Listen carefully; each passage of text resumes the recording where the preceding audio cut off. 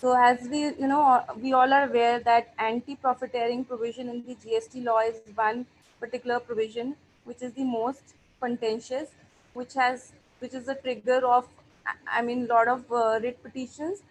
And apart from that, the times that we are in today, there are a lot of issues, ambiguities which has emerged because of the lockdown and the situation that we are in. So even like COVID-19 and the current situation has also created a lot of taxation ambiguities. So we at FICCI thought of doing a webinar on anti-profiteering, which is the most disputed one, and on COVID-created issues. And FICCI is very pleased that advocate Abhishek Rastogi, who is also a partner with Khitan and Company, he agreed, and basically he has argued a lot of more than 100 writ petitions on various issues under the GST law, and particularly on anti-profiteering. He's the one who argued the first case, and more than dozen of writ petitions even on anti-profiteering he has argued. So it's going to be a very interesting session because the advocate himself, he's going to share a lot of insights on the anti-profiteering space, the constitutional validity, what is the recent trend, what are the recent update, case studies, and what are the precautions that we need to take on the anti-profiteering provision. And also it's going to be an interesting discussion on various COVID created issues. So I welcome you all to this webinar, and I think we can just start the webinar. I would request Mr. Rastogi to please make the presentation and start this discussion. Over to you. Thank you. Thanks a lot, Ira. First of all, I would want to thank FICCI. We've been doing these webinars time and again, and I think we've been receiving a lot of questions from the audience and the participants. So that's very encouraging. I have noted down all of these questions which we have received. Most of these questions are with respect to the credit, and some of these are also with respect to anti-profiteering. So we will try to address this during the course of the presentation. Thank you once again to all the participants for participating today in this webinar. What we will basically do is I will run through this into two parts. One would of course be the anti-profiteering, and the other part will be with respect to all of these issues which have been created due to this lockdown COVID-19 situation.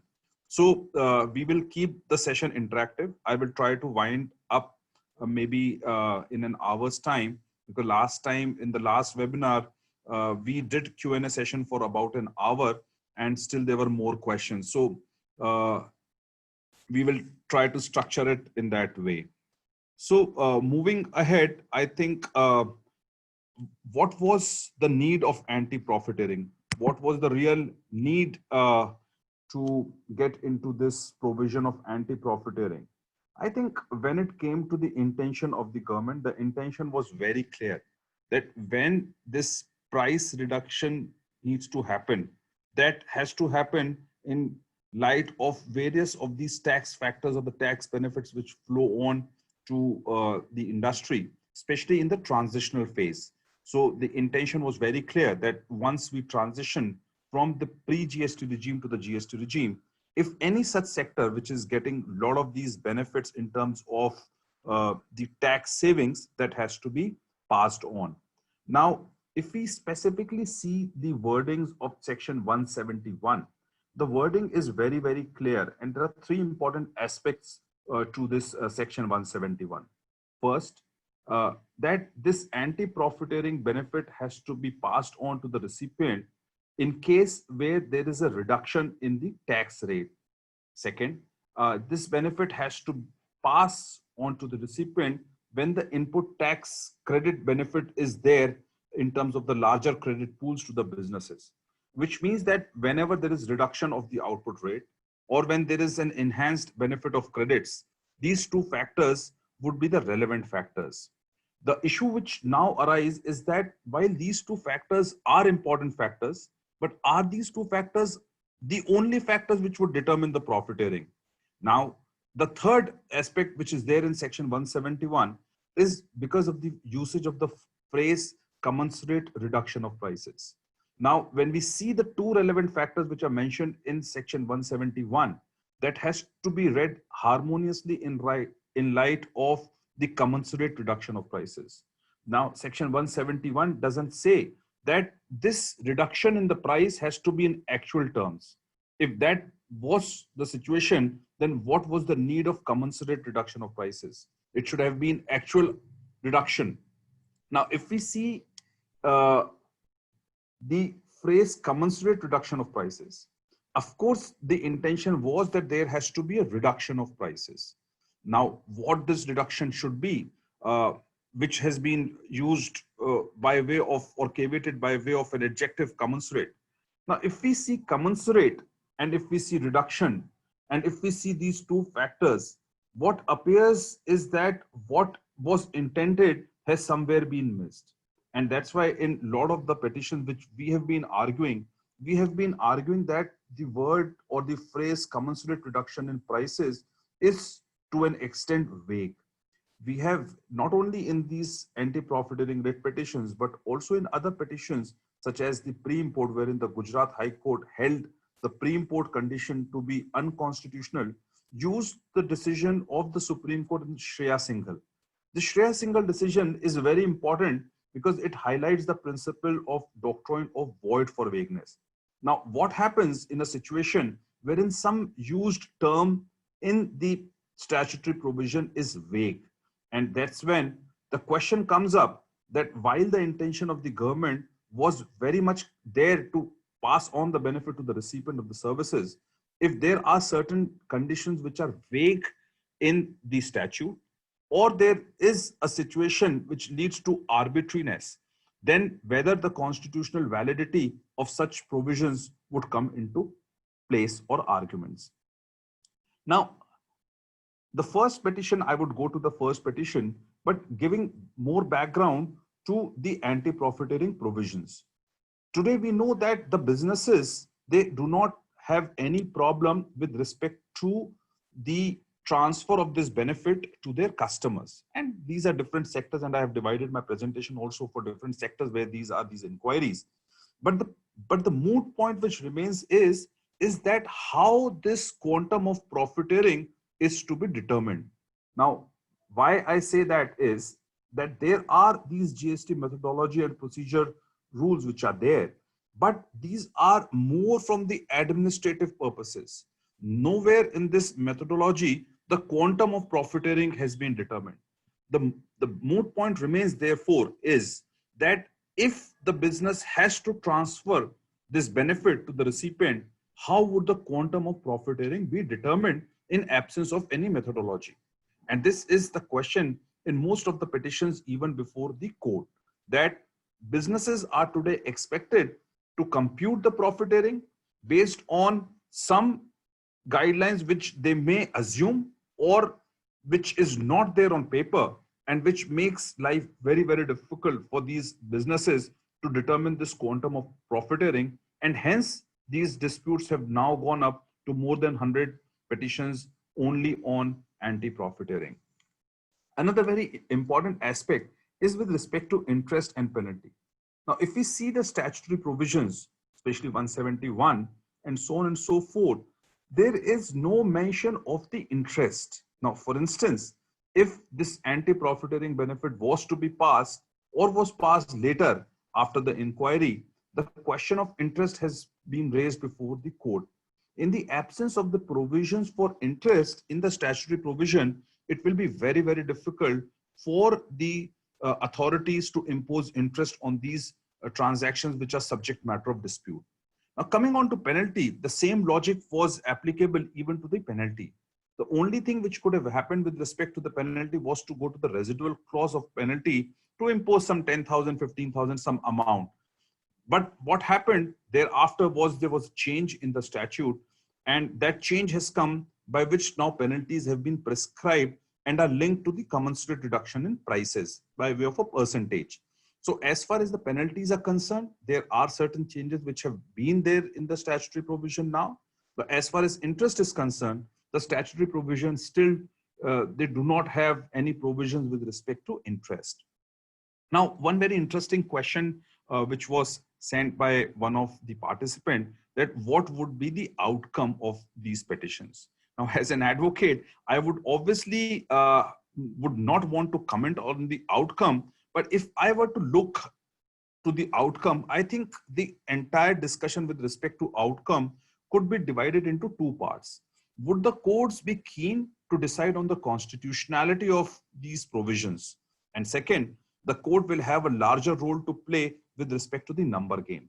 Most of these petitions revolve around some numbers because at the end of the day, the quantum of profiteering has to be determined. Also, at the time of the stay, when these hearings were heard, most of these courts have gone into the quantum by understanding different aspects that what could be relevant to determine this profiteering. So I think once, if I were to conclude or comment with respect to the outcome, I think the moot point remains that whether the courts would be keen to determine the question of constitutionality with respect to these anti-profiteering provisions. And of course, the related point which remains is that because there is no, and I will come to that in the next slide as well, the courts will have to go into the number game to determine the quantum of profiteering. Going on to the next slide, Pyramid Infotech.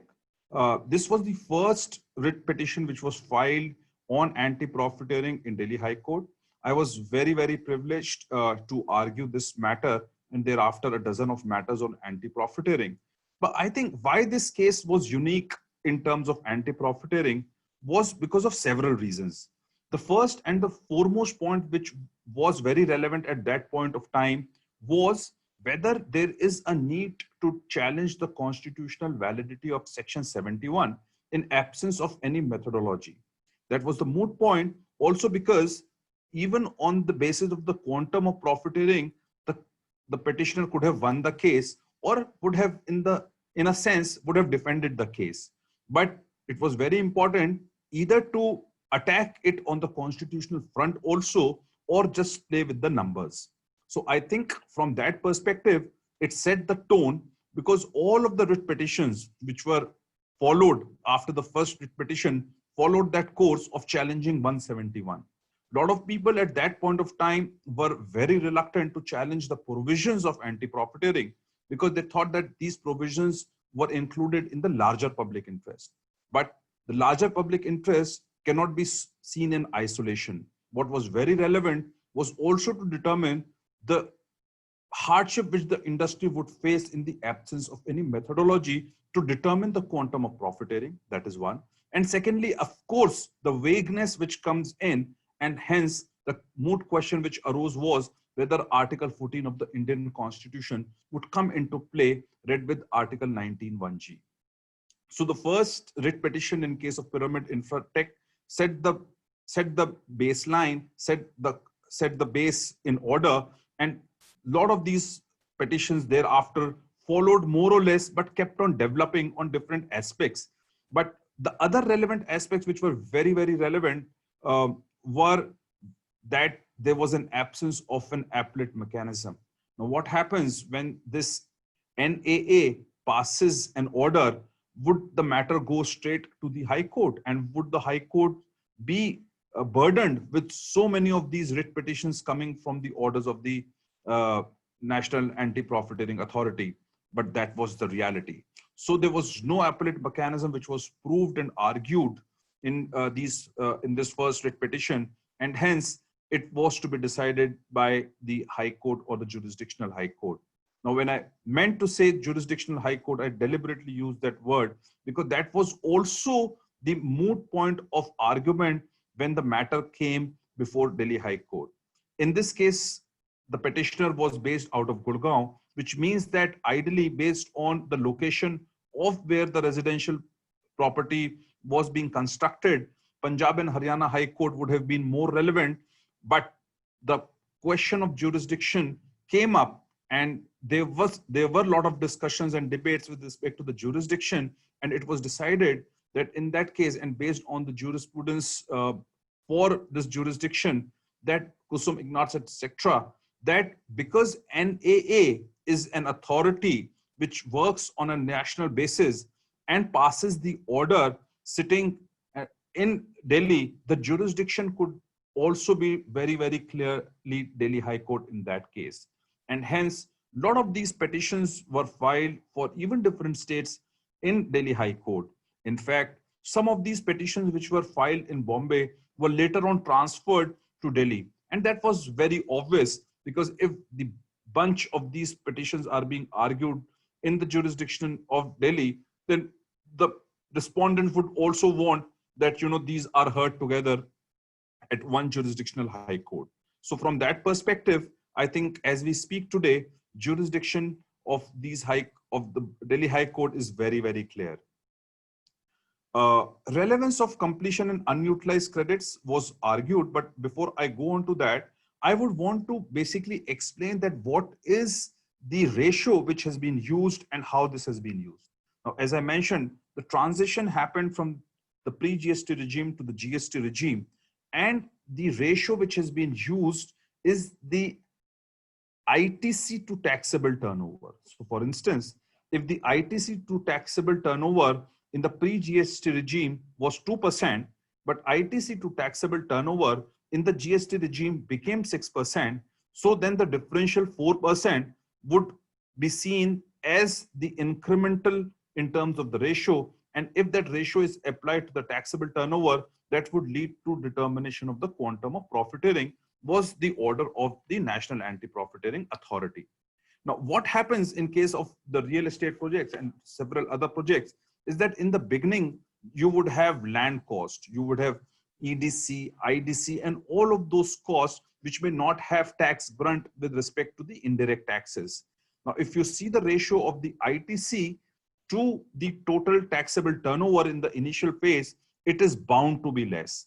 That was proved before the court by various examples, and the court acknowledged that land which forms the substantial part of the cost for the developer remains a part and is to be paid in the beginning, and hence that input or that supply to the developer would not have ITC in it, and hence the ratio is bound to be lower in the initial stage.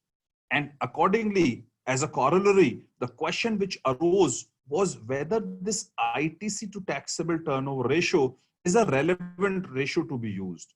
Would line by line analysis or tax by tax analysis would be a better mechanism to determine the benefit of the ITC or the enhanced benefit of ITC. So from that perspective, the courts understood that these ratios would vary over the period of time, or when this relevance of completion, etc., would become very relevant. Also, what was important was that there were a lot of these changes in the real estate sector. And what happens if part of this credit remains unutilized?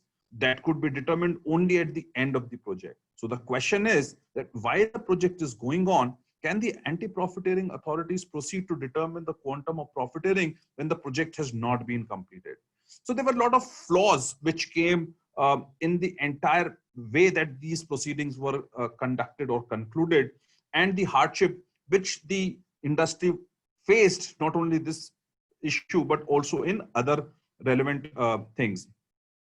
So based on all of these submissions, the court concluded that the stay would be granted, and the most important part was that the amount was to be deposited by way of a fixed deposit. Now, whosoever would win the case would get the interest on this fixed deposit as well.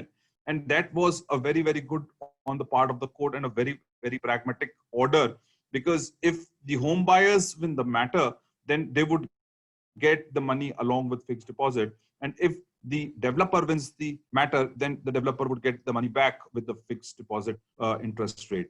So that was important and set the tone very importantly. And other real estate issues which came before the court, not only in this case, but also in other cases which we argued subsequent to this first writ petition, was with respect to the project status and milestone variations versus ITC ratio. Now, what happens is that all of this will have relevance. because what will happen is that the project status may be different and the milestones will also be different in terms of receiving the money and so on and so forth. There could be advances and so on and so forth. So from that perspective, whether ITC ratio is the relevant ratio or whether these milestones variations would also be relevant to determine the quantum of profiteering for that relevant period when this has been determined. Now, another issue which has come up is with respect to the adjustments against receivables or waiving interest. So it has happened in a lot of these cases that this benefit may not be a direct benefit which may be passed on to the customer, but may be an indirect benefit. For instance, there are late payments or the delayed payments by the home buyer.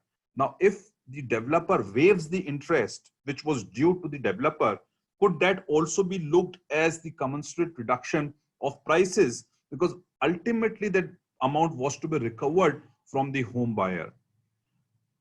Another very important aspect in the real estate sector, which was argued that for few years, when the quantum of profiteering has been determined, the quantum of profiteering is much more than even the profits of this entity. And in some cases, the petitioners have actually incurred losses.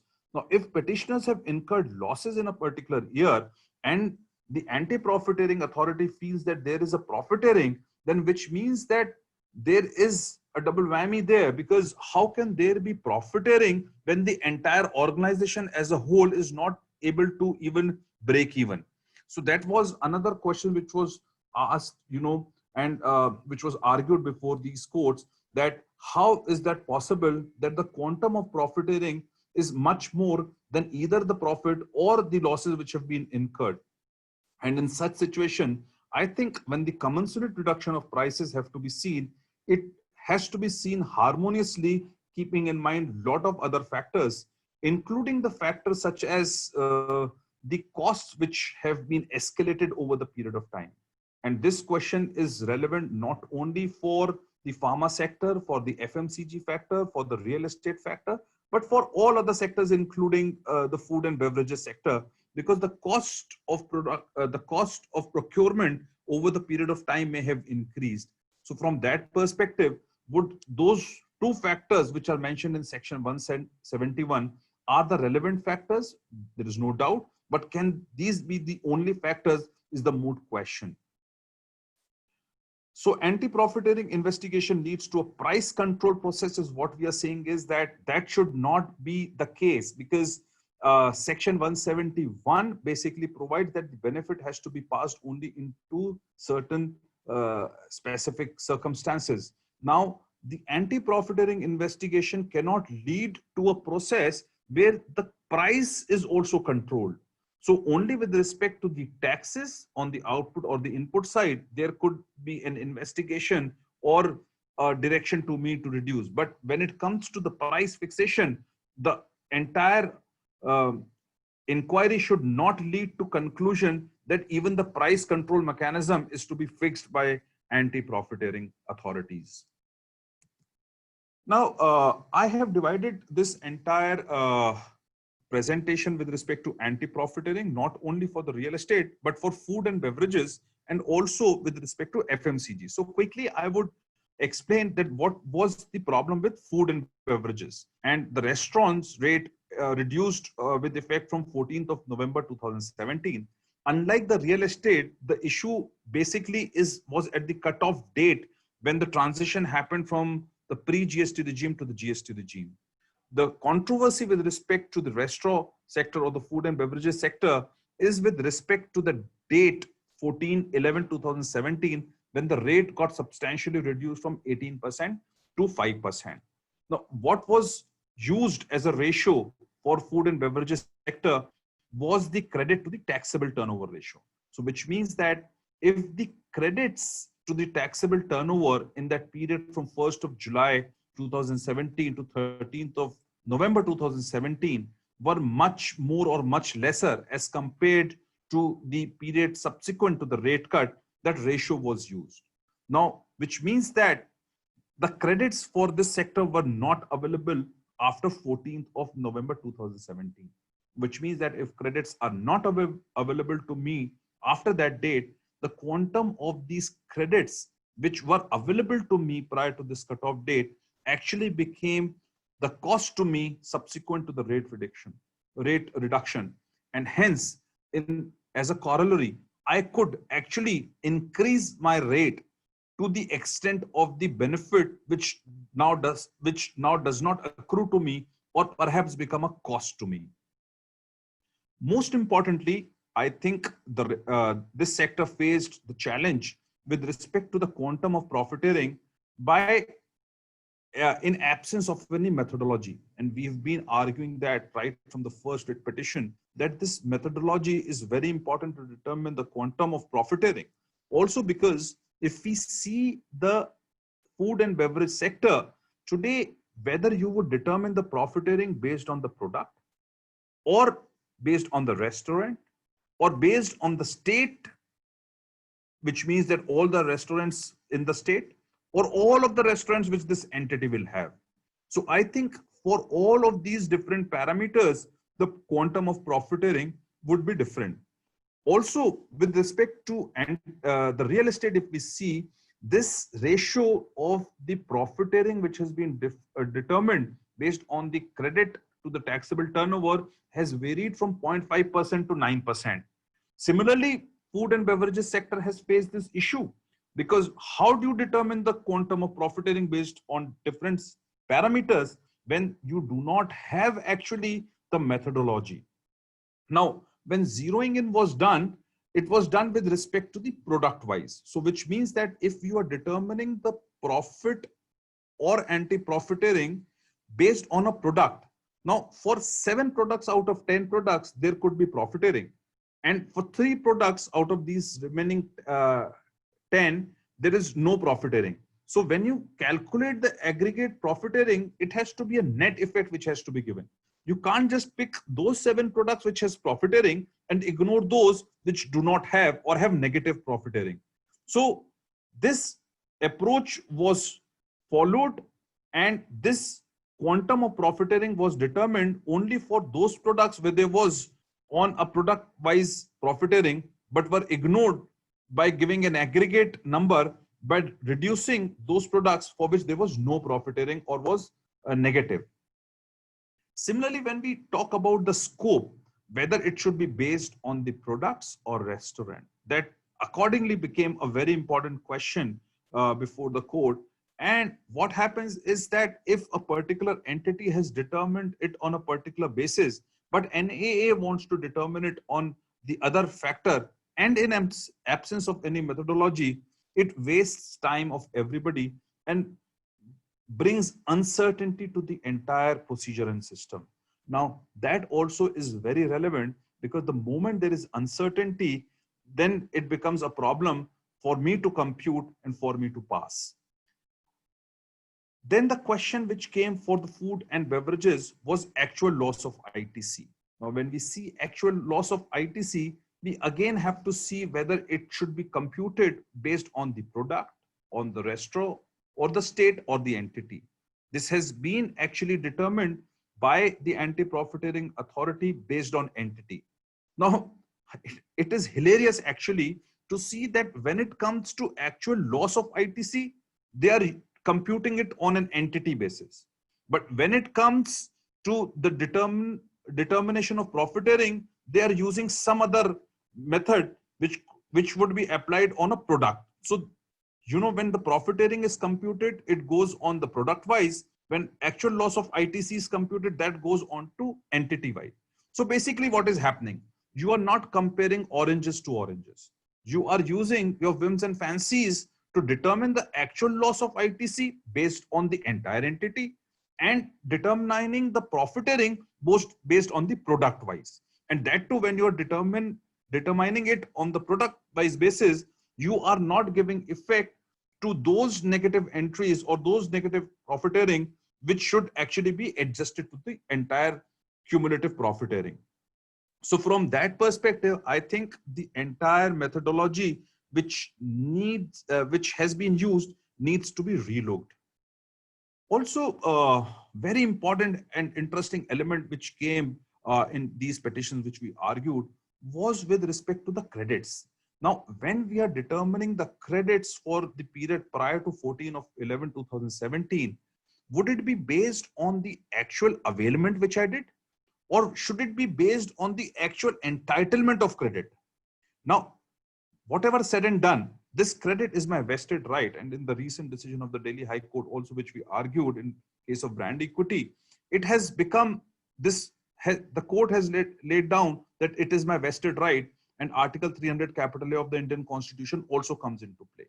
Now, when it comes to this credit with respect to this prior period, because the amount of loss which I would incur with respect to these credits, which were a cost to me, which were a credit to me, but have become a cost, needs to be taken into consideration that it is not just the availment, but my entitlement. The higher amount of that credit should come to my pool to determine that how much cost would actually be a part to me in the period when the rate has reduced to 5%. So I think there have been a lot of cases of inconsistency, and this has actually created a lot of trauma to the businesses. Last but not the least, for the food and beverages sector is indirect profiteering. Very interestingly, this concept came up while for investigation, that indirect profiteering, which means that when the profiteering has to be determined, let's say between the franchisee and the customer, could franchisor would also gain from it. Now, anti-profiteering has to be determined with respect to the fixation of the price or the contracted price for the consideration between the service provider and the service recipient, or the goods supplier and the goods recipient. Which means that what happens is that based on that final price, if the royalty amount goes to the franchisor, could franchisor be also liable to pay an additional amount with respect to this profiteering, and whether this profiteering would be extended by way of an indirect benefit attained by that franchisor. That has become a very, very important moot point, because if the courts proceed, or if the NAA proceeds to basically get into loop all of those franchisors, then I think the entire Pandora box opens, and then the debate goes on to a different level altogether. Some other key points which I will quickly address, which came up before various different anti-profiteering writ petitions argued by us, was that in a lot of these cases, orders have been issued beyond 6 months prescribed time. And that has become now a subject matter of discussion or argument before the court, that this statutorily applicable time, whether that should be mandatory for NAA to pass the order. Some of these orders are not appropriately signed. There are different members who have actually were part of the arguments or the final hearing, but the order has been passed by different members. Similarly, supplementary report versus final report. What should be the report which should be considered from the perspective of fixing the time within which these orders have been passed? Violation of minimum quorum has also been highlighted. Violation of national justice in few cases was very, very relevant. And absence of a judicial member was also the question which was very well articulated before courts. So I think these were some other key points which were very, very relevant, but will actually be decided at some point of time when this matter actually settles. Now, quickly, I think for FMCG, while we have covered everything, the most important issue, I think I'll take the first two, some of these issues very quickly. That, for instance, if the benefit of the quantum of profiteering has to be passed on, and let's say instead of 100 gram, I'm giving now 110 grams.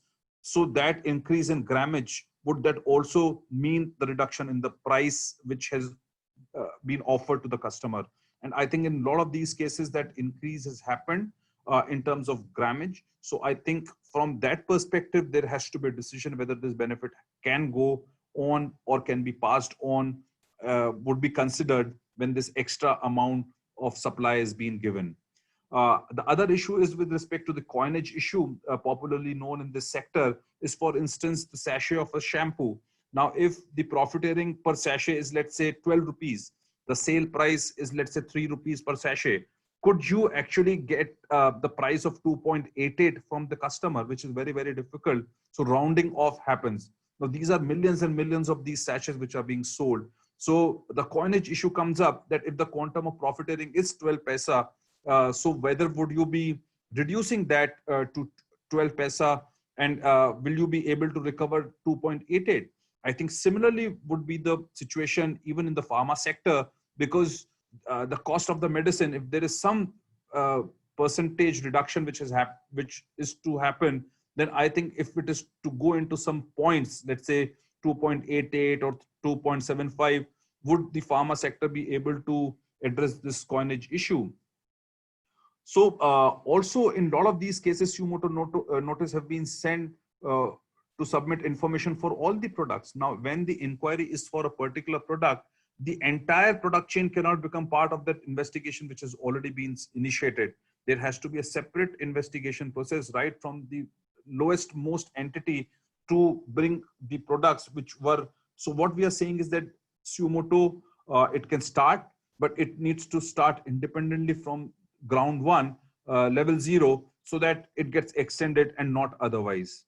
Increased cost of production, we spoke, which have been ignored for all of these sectors, including FMCG.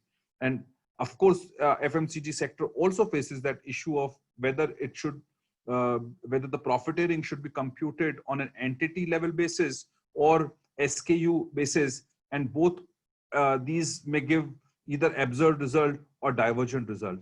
So the point which therefore arises is that in absence of any methodology which has been prescribed for other sectors, including the FMCG factors, how would the FMCG sector proceed as well?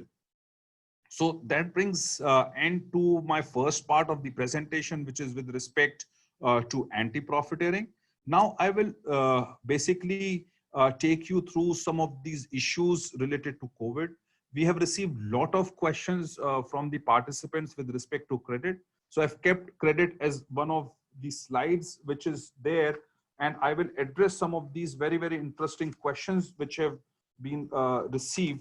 Now, first of all, I think I'll take the toughest one first. The question which was there was with respect to donation of ventilator mask given for charity purpose.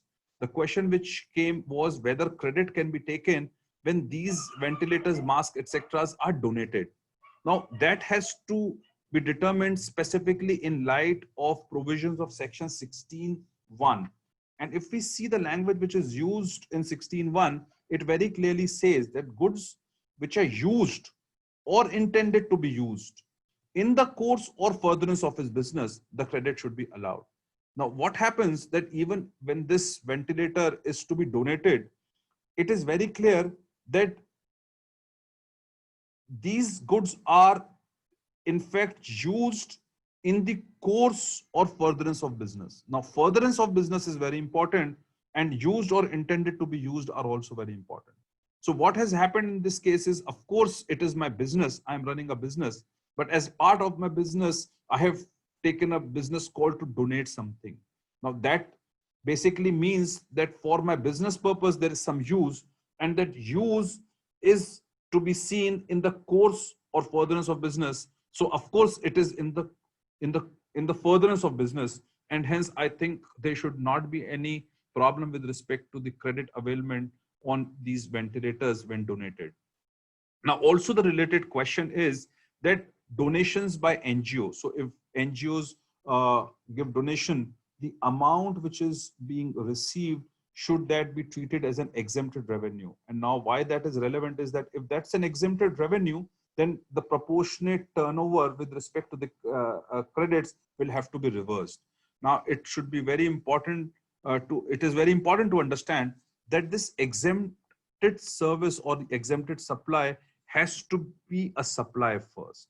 Now, if the donation has no link with the consideration for the supply, then there is no question of whether this is exempted or not. And hence that restriction or that formula for reversal of credit should not be made applicable to the donations by NGOs. Another question which was very, very clear was with respect to the credit for these ventilators and masks used in factory? The answer is very, very clearly that yes, it can be, the credit can be availed and utilized because this is in the course or furtherance of my business and are clearly used by me for my business. Very interesting question which came was with respect to health insurance, including COVID-19. And there we know for a fact that Section 17 places certain restrictions, these block credits. And I would specifically want to go to the provisions of Section 17(5)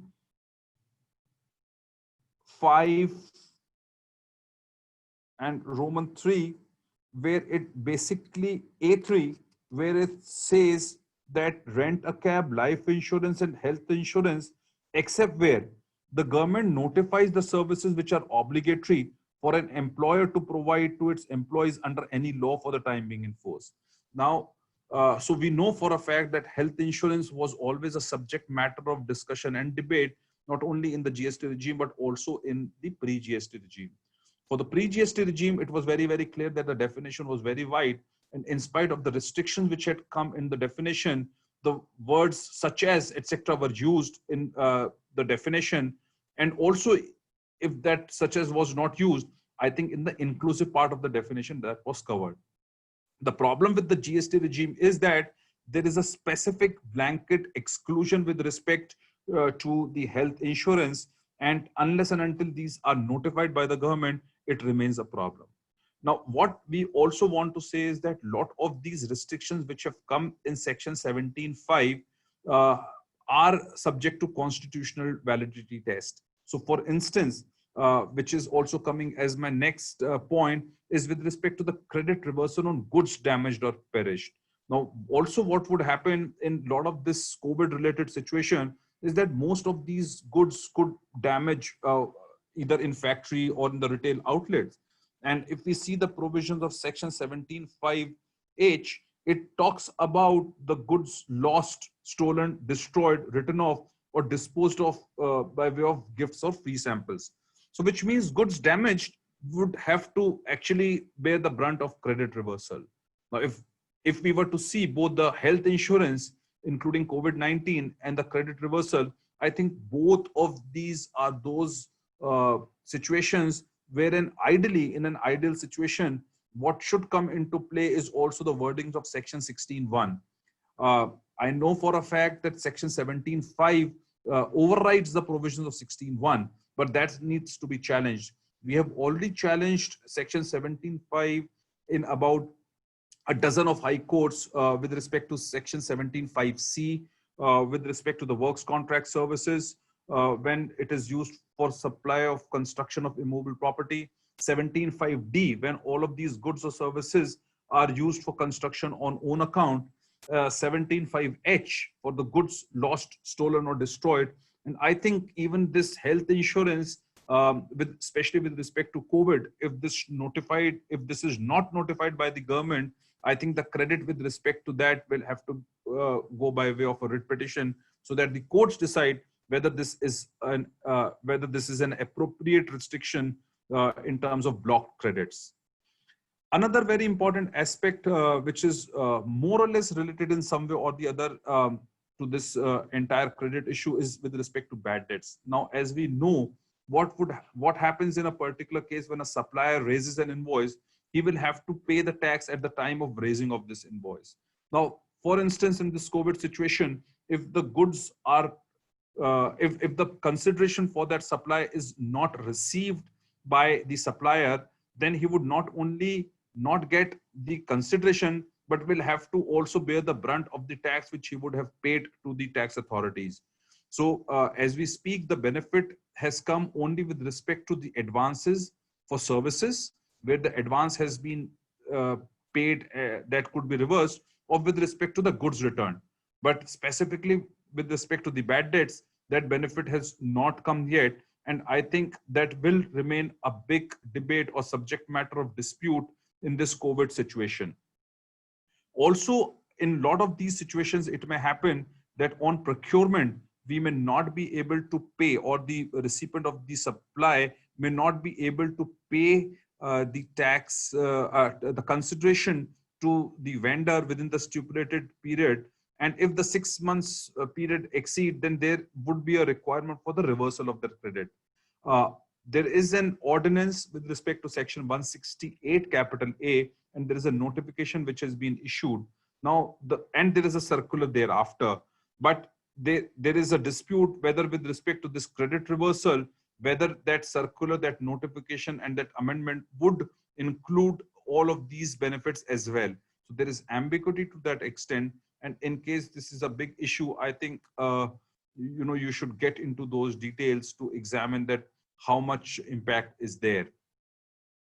A lot of questions have also been received with respect to the tax cascading on exempted goods such as mask. Yes, that remains a challenge because if there is an exemption, then the chain breaks, and then the cost with respect to procurement of those inputs to make these masks remain a challenge. So I think the better way would have been to somehow, for some period, keep them as zero rated. But yes, as we speak, that remains a challenge for sure.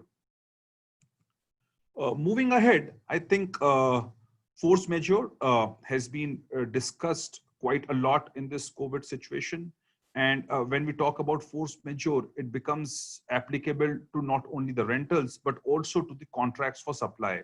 So I will cover the rental part first. So there is a lessor and there is a lessee. And in this COVID-19 situation, you could have situations from both the sides wherein the landlord and the tenant would get into negotiations. Now, these leave and license agreements have to be purely determined based on the contractual relationship and inclusion of the force majeure clause. So broadly, what is to be included, what should ideally be included in the agreement is that what constitutes force majeure. So if there are certain conditions such as the government orders or situations such as these pandemic, etc., these would be covered within the definition of force majeure, and that needs to be seen specifically whether the definition of force majeure covering the contracting parties in an agreement would cover this situation. That is one. Second, very, very relevant aspect is that if that is covered and this situation is covered under the force majeure, what is the consequence? What are the obligations of the contracting parties once force majeure kicks in? Now, if force majeure kicks in, then there has to be a specific consequential relief to be given to either of the contracting parties so that this benefit now flows in to these contracting parties. So from that perspective, it is very important to see that clause on force majeure and thereafter reach the conclusion whether the benefit will be derived out of this clause either to the tenant or to the landlord. Now, when it comes to contracts for supplies, of course, force majeure provisions would kick in with respect to the contract for supply. So basically, what is this force majeure when it comes to contract of supply? If the situation is beyond my control or beyond my reasonable control in such a way that I will not be able to fulfill my contracting obligation, then from that perspective, the force majeure would kick in with respect to the supply for contracts also. So for instance, if I were to deliver 100 kgs of inputs to my to my customer, and I do not do that within the stipulated time of 100 days, or for instance, if there were certain exports which were to be made and to be delivered to the recipient outside of India, which I have not done within the contracted time, then whether this force majeure clause will come into play with respect to those contracts for supply. I think those need to be understood very, very carefully by seeing the contractual clause in the agreement. With respect to the fulfillment of a lot of these import conditions and export obligations, foreign trade policy has been extended the benefit in a lot of these situations. So I think if you are facing this condition for fulfilling of these import conditions, I think you should just look at the scheme which you're following and just see the corresponding benefit, whether that has come for these schemes which you are availing. So few of these benefits have come, but I think you should look into those details. If the extension is there, how much extension has been given. in terms of the impact on reliefs or stay orders, I think most of these courts have now started taking online submissions for routine matters, non-routine matters. Limitation period has been extended to a lot of these filings. There are specific provisions which have been provided for extension of these limitations. You should keep that in mind, and you should also see that, you know, once these are withdrawn, it should not happen that you miss the limitation pass. So I think all of this needs to be tracked on a daily basis, on a weekly basis, so that, you know, those deadlines are not missed. When it comes to the interim reliefs or the stay orders, I think there could be a practical difficulty of not complying with the condition for stay. For instance, if the stay is conditional, that 50% of the amount is to be paid, but in the COVID situation, that amount is not being physically paid due to some reason of hardship, then that needs to be highlighted by way of a miscellaneous application, which should be filed before the court to get that condition either waived or get an extension with respect to time. Other COVID-19 issue is the post-supplier discounts. A lot of people are asking for discounts, whether these discounts would be trade discounts, whether this would reduce the consideration charged towards the taxable supply. The law is very clear that discounts need to be predetermined. So I think before the contract for supply happens, it is important that these post discounts are all documented appropriately. Even if these are documented now in a COVID-like situation, it should be documented in such a way so that all of the supply which happens post the agreement for this discount. And once that is documented, I think most of this discount could be considered for the reduction of the consideration, and hence the benefit could be derived out of these. A lot of clients have been facing working capital stress. We have actually advised clients where there are delays in refunds and incentives to approach courts, because courts can treat these matters as urgent matters if it comes to life and death of that organization. So I think if there is a delay beyond reasonable delay for getting of these refunds, I think the doors of the court should be knocked immediately. RBI has extended time limits with respect to the realization of export proceeds, which is a welcome move which has happened. I think that should be very, very favorable to businesses, but I think businesses should track those extensions so that they get all appropriate benefit. Last but not the least is with respect to the damage and the warehousing costs which have been incurred. So I think delay in clearance at port, etc., is resulting into these damage costs. And what is also happening is that because of this cost, the price in case of customs duty for imports would increase, and hence there would be a higher burden of import duty because of these costs. So I think all that needs to be assessed and analyzed, and appropriate representation could be made before the Ministry of Finance. And what we thought, just as a quick point to share, is what could be a few representation issues.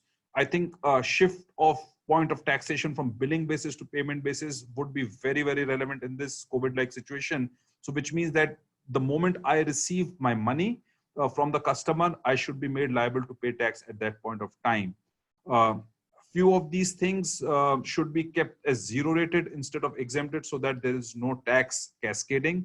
Some of these protective items for COVID clearly should fall within that list. Accumulated unutilized credit refund of last 3 months should be given, and that will provide a big relief to sector.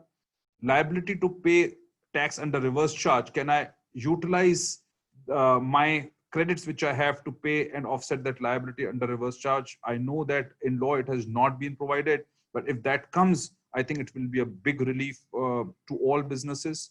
Refund of capital goods and services under inverted duty structure, because in any case, right now businesses are facing a lot of problems. If there is an inverted duty structure, the intention was always that that additional benefit of the duties have to come to the businesses by way of refund. So in this situation, can it be extended to capital goods and services?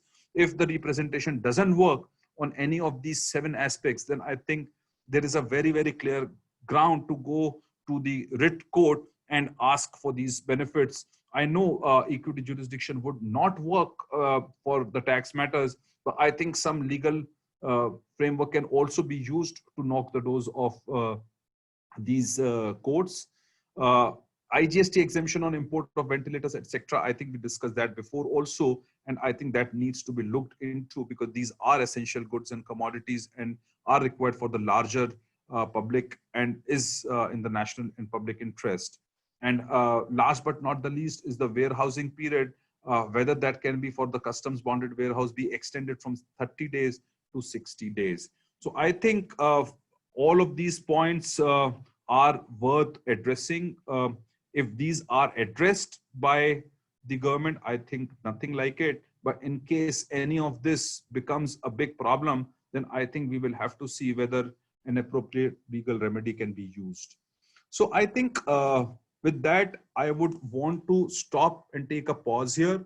And I would want to open the discussion to all the viewers who would have some questions, and we can address those questions.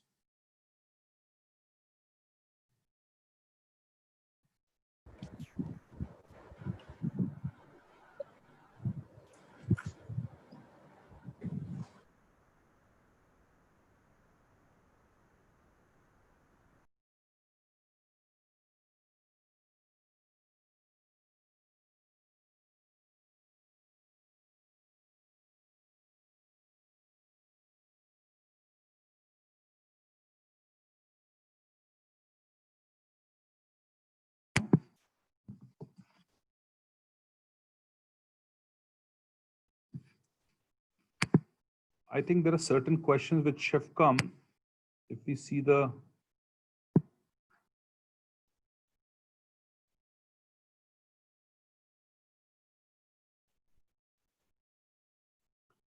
there is a question, I think, what will be the status of proceeding on company for which parent company with 60% holding is under NCLT?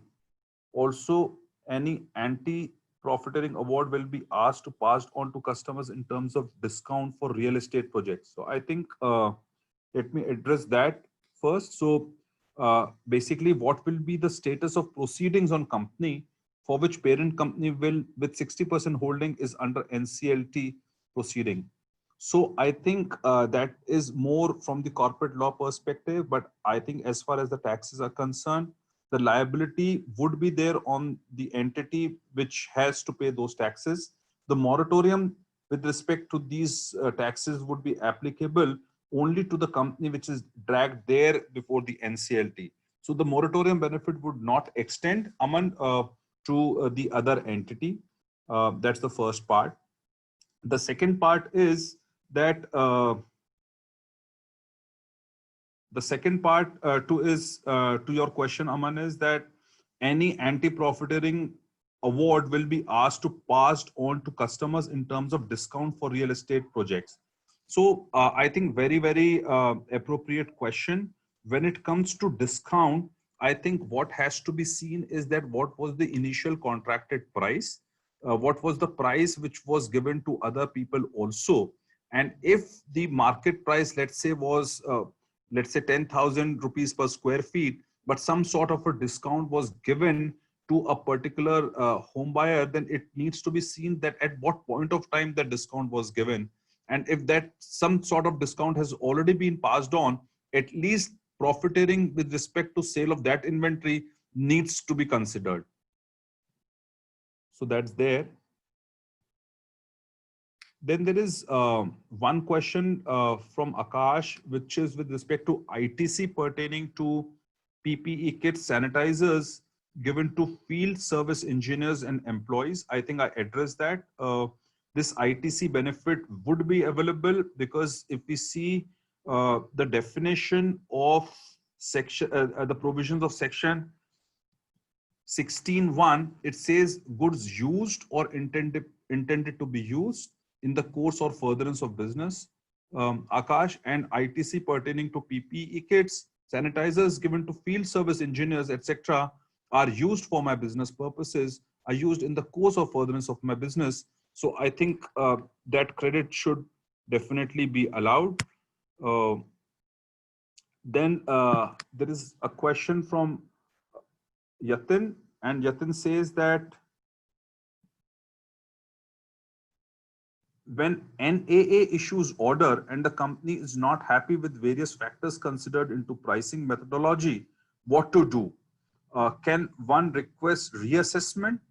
Of course, I think you would be given a fair chance, opportunity of being heard when this is closed before the NA authority.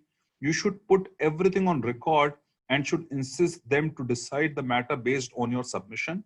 But in case they have not accepted or addressed the submission which has been put forth by you, I think it will be very, very appropriate for you to highlight that in the writ petition filed before the jurisdictional high court. If you feel that this issue is so important, which will completely change the quantum of profiteering, I think you should not ask in your initial prayer for even a stay, but you should ask the court to remand the matter back and let NAA decide based on this important factor which is raised by you. So that's the first part. The second part is that when a company has 1,000 products and profiteering complaint comes for one product, then will NA investigate all 1,000 products? That was also addressed during the course of the presentation. Suo moto, while they can start, they need to follow a process.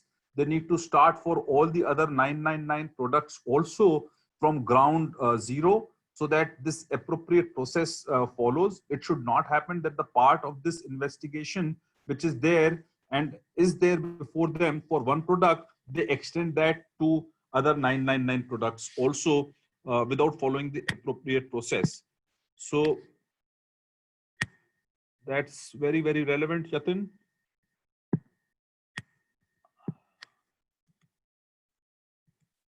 I'll go to the next messages. Kamlesh asks that increase in input tax credit ratio due to separate GST registration for specific business vertical before Feb 19 will lead to anti-profiteering. Now, so what I understand is that the question is that increase in input tax credit ratio due to separate, so which means that there are separate GST registration for specific business verticals, and increase in the input tax ratio could be there due to the separate GST registration. So if this leads to anti-profiteering, you need to justify that while there could be a larger pool of credits, that how you have passed on the benefit, and if you have passed appropriate benefit, there is no question of profiteering. Also, what you will have to tell them is that separate GST registration may lead to increase in the tax credits, but we will also have to see the appropriate turnover from all of these cumulatively.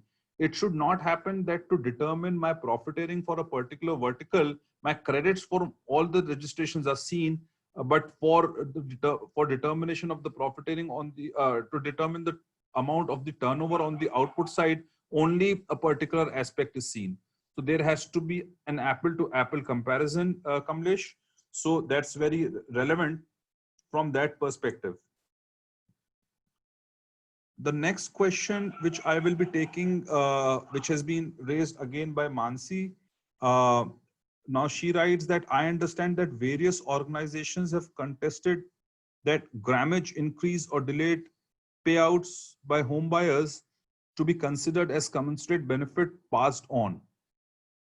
So with respect to the delayed payouts by home buyers, there is no clear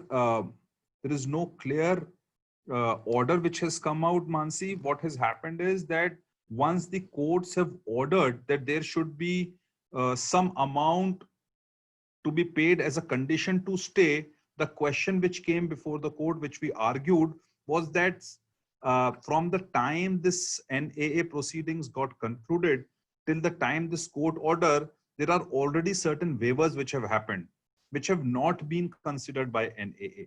So miscellaneous application has been filed before the jurisdictional high court, so that the matter is now remanded to the NAA so that they understand the benefit which has been passed, so that they themselves reduce the amount of the profiteering, or give a statement or report to the High Court, so that that condition on which the stay was given, the amount is reduced based on the benefit which has been passed on. With respect to grammage, again, Mansi, the point is that the courts have understood this. The courts have uh, prima facie seen that this grammage issue is very relevant. The benefit may have gone on to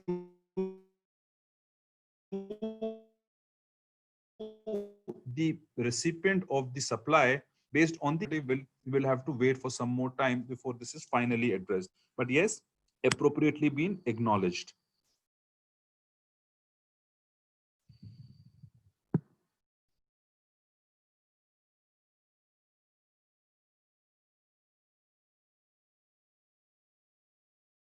Your other point is, even in case of GST versus excise VAT, etc.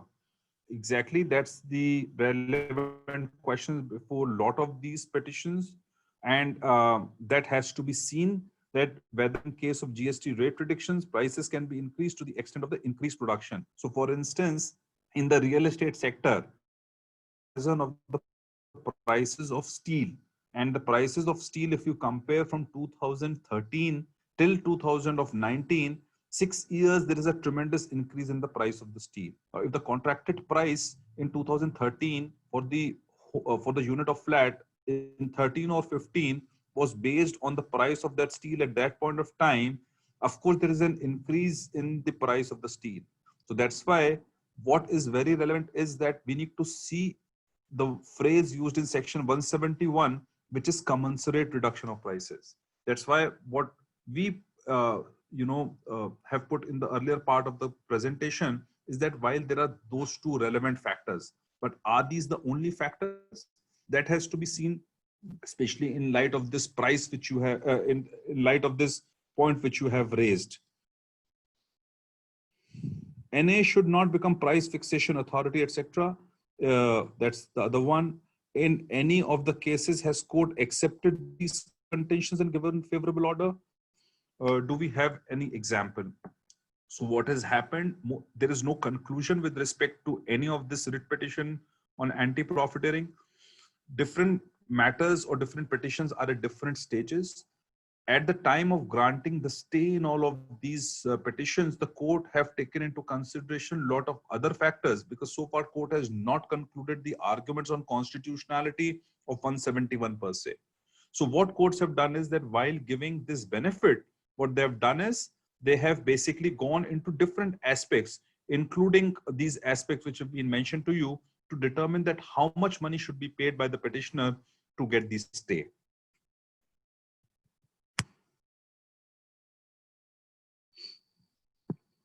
Now, Akash is writing, we are a company whose products, Akash is writing, I'll just read that. Products are not required to be marked with MRP, and even though we have a price list, prices are negotiated separately with each customer.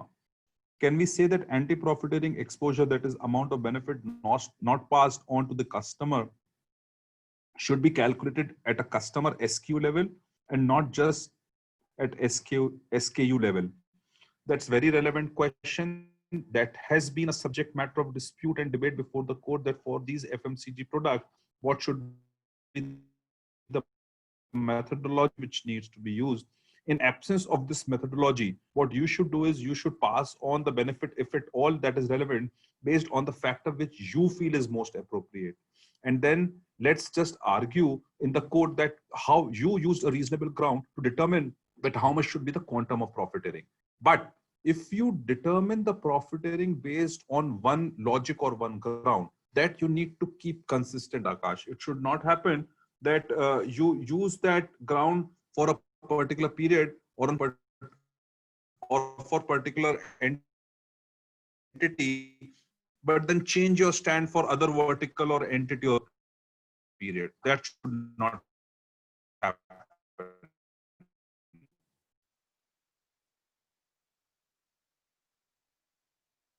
Can NAA extend the inquiry to other products as well? Though there is no complaint filed for rest of the product. Suo motu, there is a provision that they can extend the inquiry, but they should not incorporate the extended products in the ongoing inquiry, because suo motu inquiry also have to be in process and specified within the framework of the GST anti-profiteering provisions. So it should not happen that one of the product is reaching the conclusion and in that they are adding all of these other products as well. So while the law is very clear that suo motu they can start, they cannot club at any point of time at their convenience.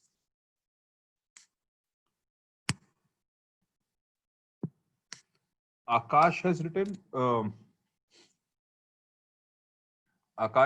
there should be profits for everyone to indicate profiteering. One of our divisions was incurring losses. And I think, Akash, this matter has already, we have argued it in the court, a very, very logical point for submission, that if one of the decision was incurring losses due to commercial reason, can there be an anti-profiteering? And I think the court was forced to look into such a submission. And I think it's a very, very relevant point to be argued. List prices were reduced to some extent after GST was introduced, is again very important aspect, because if the list price has been reduced, which means that there is a high probability that some sort of discount would have been passed on to the consumer in some way or the other. So that needs to be documented perfectly so as to justify that there is no profiteering. Can the company take a stand that to the extent loss is recouped, there is no profiteering? That will all completely depend on the facts and circumstances of the case. If the company wants to take that stand that to the extent losses recouped, there is no profiteering, it will have to be justified based on several other factors to prove that how much was the profiteering, how much was the profit and loss. And sometimes the court have also gone into determination of what could be the other factors for the losses. Is there some high borrowing interest cost or some depreciation on the capital item? But all that needs to be justified so that you do a cost analysis benefit and also identify your 5 to 10 top procurement or the cost items, so that which represent a higher chunk of the entire cost.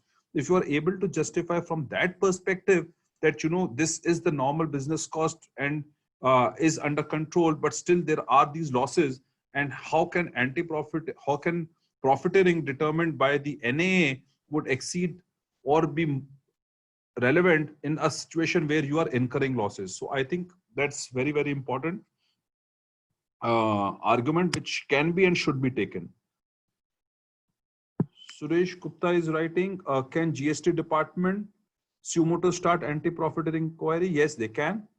Aman is writing, once any order is passed by NAA, that amount can be passed as discount to the customers. Yes, that can be passed as discount to the customers. And then there is no need to deposit that amount to NAA, but you need to have the order from the court that has happened. And we have already done that in a couple of cases. So, you know, there is some sort of precedence to that benefit has to come, but has to be by way of very, very clear provisions, by way of very, very clear submissions. And there has to be a very, very clear order also from the court to that effect. Next question.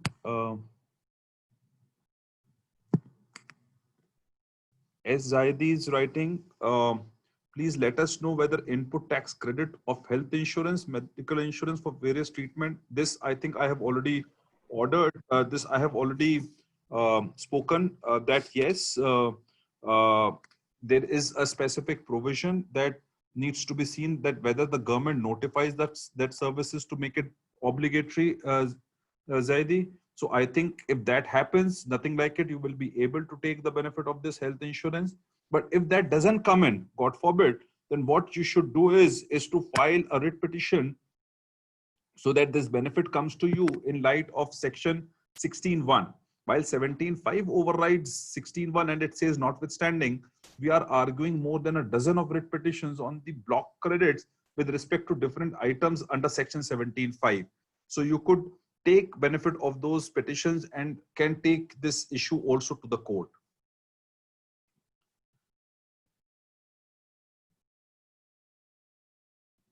The next question is from Krishna Rachuri.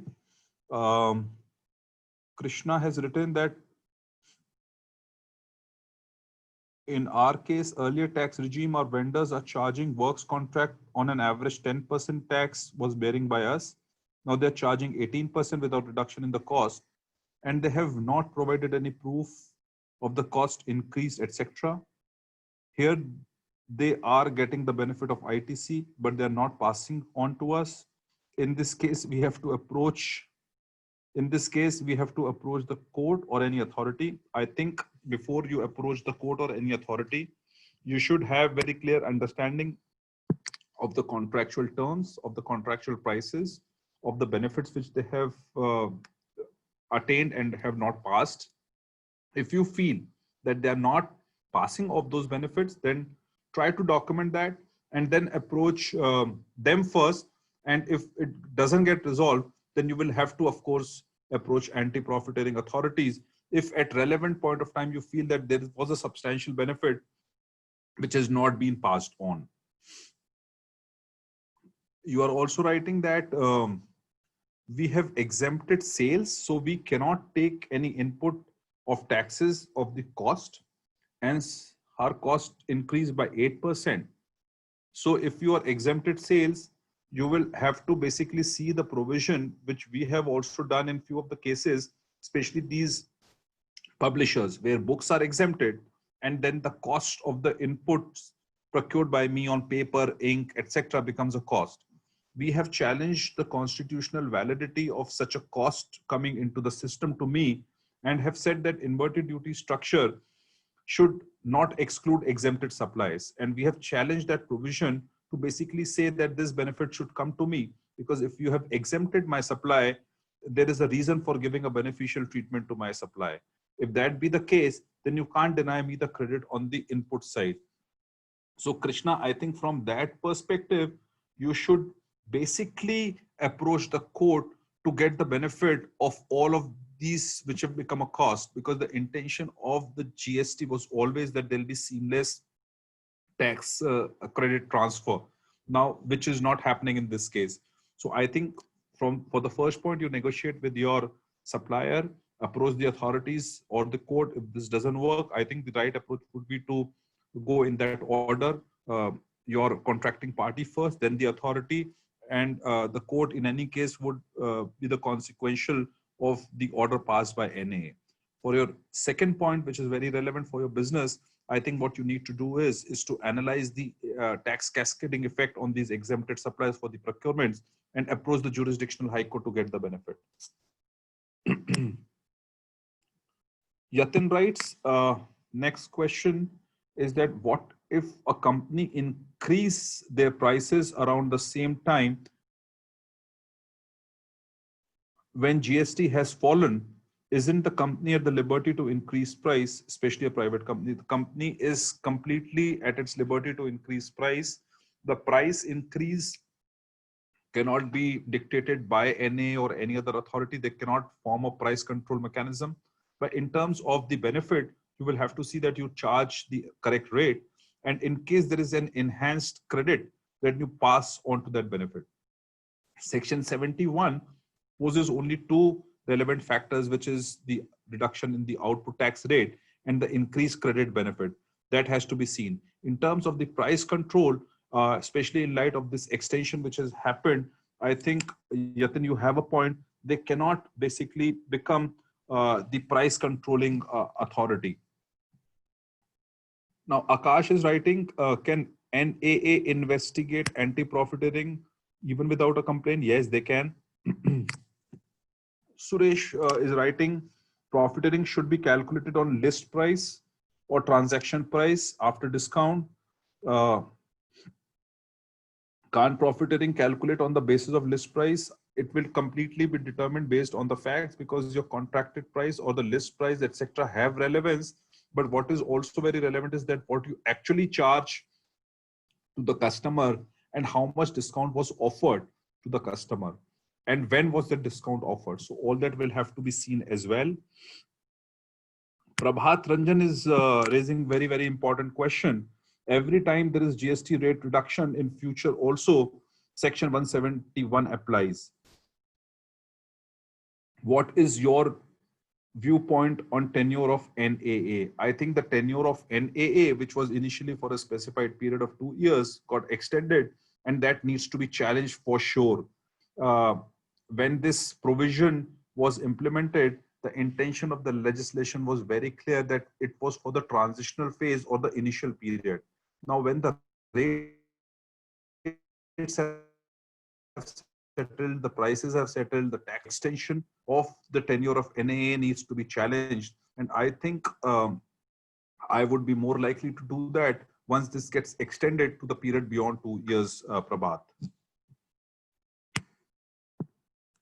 Then there is a question from Mr. Suresh again, that companies should be allowed to claim on civil construction of factories. There are only furtherance of business. Can it be filed for that? Government should promote Make in India.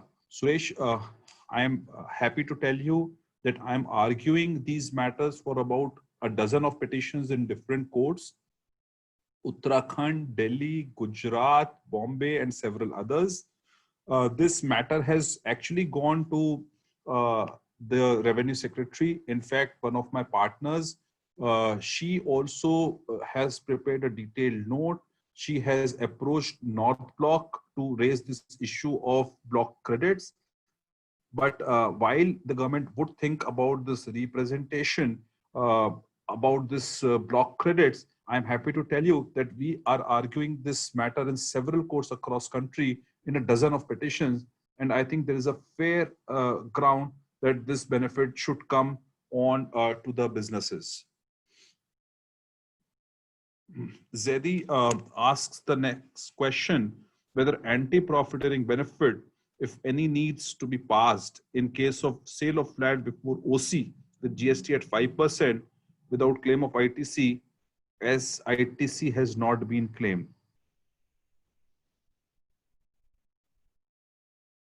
So the question, what I understand, is whether this anti-profiteering benefit has to be passed in case of sale of flat before OC. So which means that the sale of flat is done before OC with GST at 5% without claim of ITC. So what I understand is that you are talking about the new tax structure which has come in, wherein the benefit has to basically, where the tax rate would be 5% and without ITC. What is very relevant in this case is what you will have to see is that how much in terms of the input tax credit has now become a cost to you. So for instance, if the flat price was 100 rupees and the rate has come down now to 5%, of course you will charge 100 plus 505. But what will also happen is that in terms of the cost of the credits, which now you are not able to offset while giving that reduced rate of 5%, you can actually add that to the price of the flat. So for instance, if that credit per flat was, let's say, 8 rupees, hypothetically, then in any case, to the extent of 100 plus 5 plus 8, there should not be any problem. The problem will arise only beyond that. And in any case, if this is a contracted price which has come at a later stage, then that contracted price becomes very relevant. Now, if this is not the running contract, you can fix your price, and AA cannot become a price controlling factor to determine your price. That's why all of these, what is relevant also in the anti-profiteering situation to see is that whether these are running contracts. So for instance, what happens to a life insurance contract? Life insurance contract which is there for, let's say, 10 years, the premium value may change. And to determine the change in the premium value, the insurance company will also have to see the credit pool which has increased, or that benefit, whether that has been passed or not. But in your case, Zaidi, if this price has been contracted after this change has happened or afterwards, then I think there is no question of profiteering at all. Unless and until it is proved that, it has some linkage to the past.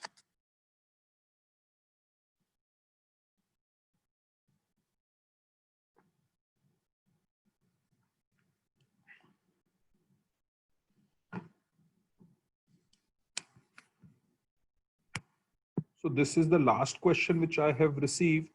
We can certainly take more questions if you guys want to pose.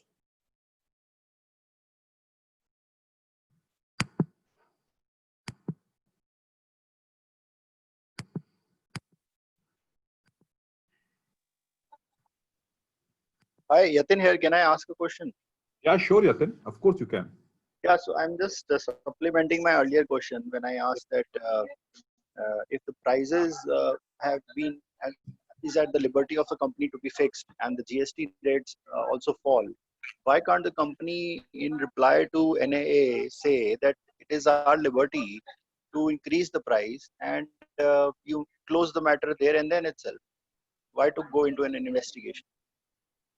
I think, Yatin, to be fair to a lot of these petitioners, they did that. But I think today the challenge is that NAA authorities, and I'm not sure whether you have appeared before them, they would want to basically follow a pattern.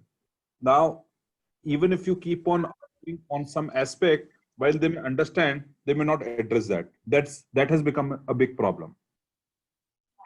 See, because the pricing is based on a certain factor that it has to be a round figure and the grammage of the product has to be considered.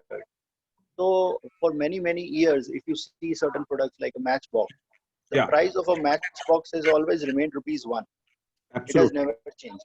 So if tomorrow the GST rate on a matchbox falls and the authority expects a company like ITC to reduce the matchbox prices from ₹1 to 99 paise, it would be very difficult for a company to do so.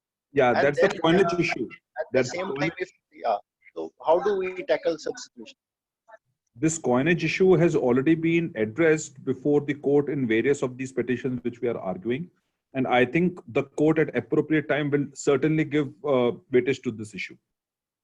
But yes, it can't be, addressed as of now, because I think NAA has already taken a view that, they would not want to give that benefit when it comes to the differential pricing due to coinage. But yes, I think courts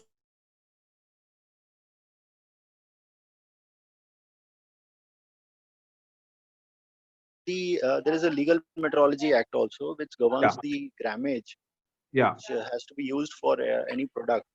So Absolutely. For example, if it is soaps, then the grammage has to be either 100 or in multiples of 50. It cannot be say 166 grams. So what if a company decides to basically not reduce the price but increase the grammage in a proportion that matches the fall in the percentage of GST?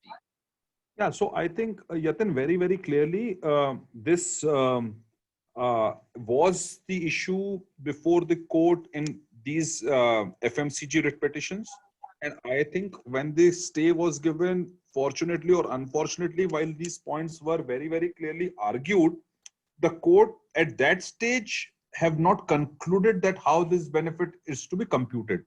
But yes, courts have acknowledged this point, what you are raising, and that's a very relevant point as well. So this point is something which NAA itself will not understand. It will have to go to the court and then... Yeah, of course, you will have to go to the court, Yatin. Oh my God. Yes, I think in terms of the documentation, Yatin, you should, just ensure that the documentation with respect to this is very clear at every stage of submission.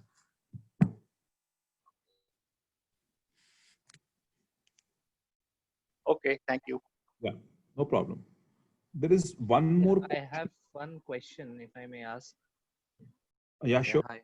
Yeah, Mr. Abhishek, there's one question. I think I missed that point. You already made it in your presentation, that there can be some SKUs wherein you have profits or increase in profits because of the decrease in GST rates, but there may be the other way around SKUs also. wherein Absolutely. so is it the holistic picture which we need to present in front of NA, or they are going to take one-sided approach only on in case of the reduction in rates, you have to pass it on, and what do you suggest? I think you made that point, I just missed it. Basically, what we are trying to say is that there has to be a consistency. Now, let's pick Ravi, let's pick this food and beverages sector. Now, when it comes to Yeah. computing the profiteering, let's say they are picking the product. But when it comes to computing of the ITC, they are doing it for the entire entity, right? Now, if they have different parameters for different factors to determine the profiteering, I think this is a non-starter completely and is arbitrary. Now, in a situation wherein there is no methodology prescribed for a particular sector, if they are expecting me to determine that on my own suo moto and then pass on consistently, then I think it is too much for me to do, right? And that aspect has to be appropriately highlighted at every stage of the investigation, whether it is screening committee or DGAP or NA or the code. Now, if we do that, appropriately document that, then when the matter is finally decided by the court, I think it will be very easy for us to basically highlight this point that this submission was ignored and left. So from that perspective, documentation becomes very handy. And yes, what we are also saying is that they have to consistently follow that. They cannot, so in the best interest, if I have computed that based on product level, let's say, and if I've done that consistently and I've passed on to that benefit also based on that product level, so then in absence of any methodology, they cannot now ask me to pay due to some computation which may arise based on some other factor which they feel is relevant. So that's the point. Okay, thank you. Just one question in continuation to this. Yeah. If the company decides to spend on marketing activities, to promote, for example, if I'm going to reduce the grammage or reduce the prices in lieu of the GST rates, but now I'm going to put a tag on to my advertisement, or Yeah. I put up additional cost in terms of overhead. I set up IT infrastructure, or I set up a team to, evaluate the entire thing. All these costs, will it be allowed when I compute the total benefit for the company? See, the only problem is that these two factors which are mentioned there in 171. So for instance, I gave the example of cost of steel, which has increased over the period of time. Now, steel is a relevant factor for construction of the residential units. Now, why that is? Because, any architect would give the percentage of the steel, cement, etc., which is to be used. Now, it is my direct cost. Now, in your case, if there is an expansion, IT software, etc., it will have to be seen in light of your business also, whether that's the very relevant cost. If you provide that linkage of the necessity of that expenditure and say that this was my direct cost, for instance, in case of real estate, it becomes a direct cost, the cost of steel, then, and which is beyond my control. The price of steel or cement could largely be beyond my control, and that is my necessary procurement. So I think, Ravi, there is no straight answer to that, but I think what is very relevant is that how best you justify the increase of that cost to your revenue, to your turnover, and to the quantum of profiteering. That will have to come into play. Sure, makes sense. Thank you. Yeah. There is one question which has been posted by Mr. Suresh. I think I will take that. Can companies give free gift like gold, refrigerator, etc. after achieving the target and claim ITC? I think in this COVID-like situation, first I would, on a very lighter note, tell you, Mr. Suresh, that I don't think companies will give free gifts now because everybody is hard pressed with money. But having said that, on the lighter note, I think all of these free gifts, etc., like gold and all, there is restriction under 17(5). Now, after achieving the target, the question is whether credit can be claimed. Now, we have already challenged the constitutional validity of section 17(5)(h), which restricts these credits. So I think while the law is very clear that the credit restriction is there, but I think it will have to cross the constitutional barrier the blocking will have to do that. So I think I'm afraid that without challenging it in the code, you will not be able to avail that. Now, what sort of documentation is required? That is all procedural. Once the court decides, that should not be a problem. Department may even deny the credit since these are given as free, but we may say that these are given after achieving the target.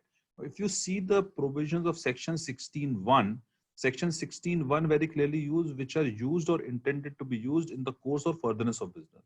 And then there are these restrictions which have come in 17.5H, and I will read that. It very clearly says that credit shall not be given because A, B, C, D, E, F. So input tax credit shall not be available in respect of the following, namely goods lost, stolen, destroyed, written off, or disposed of by way of gift or free samples. Now your situation comes in written off or disposed of. So basically disposed of by way of gift. So you are basically giving a gift. So if you are giving a gift, that comes under the clear restriction. But then what you will have to do, Sureshji, is you will have to basically challenge this restriction.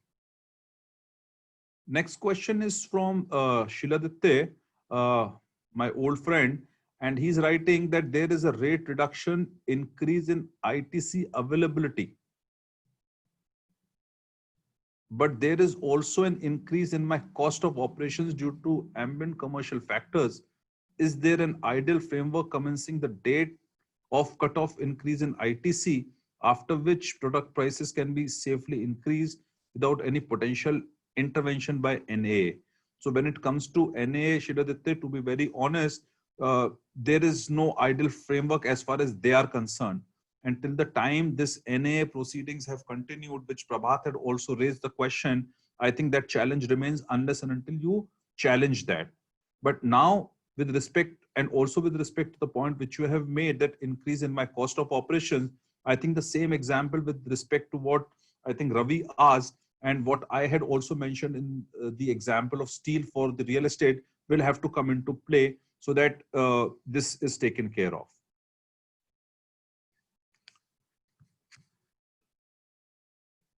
So I think there are no further questions which are being sent to me either privately or on the chat box. So, and we are running completely out of time. So if there is any last question or something, I can just take that.